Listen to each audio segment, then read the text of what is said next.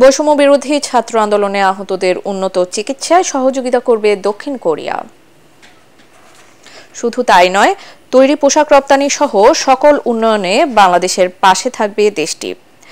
দক্ষতা অর্জন করলে দক্ষিণ কোরিয়ার শ্রম বাজারে আরও বেশি বাংলাদেশি কর্মীর চাকরির সুযোগ রয়েছে বলে জানান দেশটির রাষ্ট্রদূত পার্ক ইয়ং সি।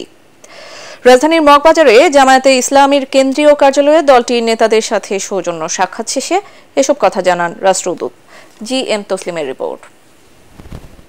দক্ষিণ কোরিয়ার সাথে দুই দেশের স্বার্থ সংশ্লিষ্ট বিষয়ে কথা হয়েছে বলে জানিয়েছেন জামায়াতের আমির ডাক্তার শফিকুর রহমান।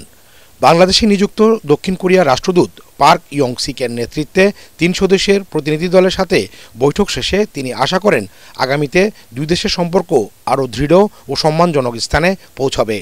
এই সময় কোরিয়ায় জনশক্তি পাঠাতে ফলপ্রসূ আলোচনা হয়েছে বলেও জানান জামায়াতের আমির।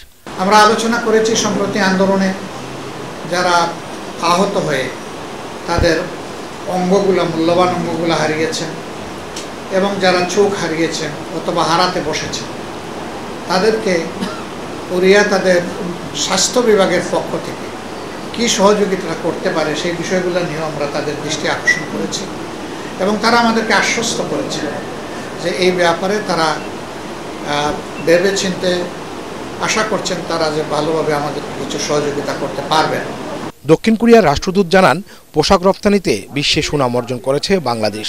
তার দেশের শ্রম বাজারে ভালো করতে হলে বাংলাদেশি শ্রমিকদের দক্ষতা ও ভাষাগত জ্ঞানের উপর জোর দেন তিনি। একই সাথে বাংলাদেশ থেকে তৈরি পোশাক নিতে আগ্রহ প্রকাশ করেন রাষ্ট্রদূত। I hope that Bangladesh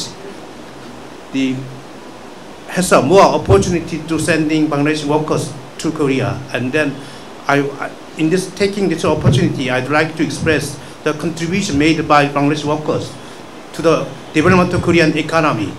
সামনের দিনগুলোতে ভূ রাজনৈতিক বিষয়ে এমন বৈঠক আরও হবে উল্লেখ করে রাষ্ট্রদূত পার্ক ইয়ং সিক জানান আগামীতে সব উন্নয়নে বাংলাদেশের পাশে থাকবে দক্ষিণ Korea. G M Taslim, ATN Bangla, Dhaka.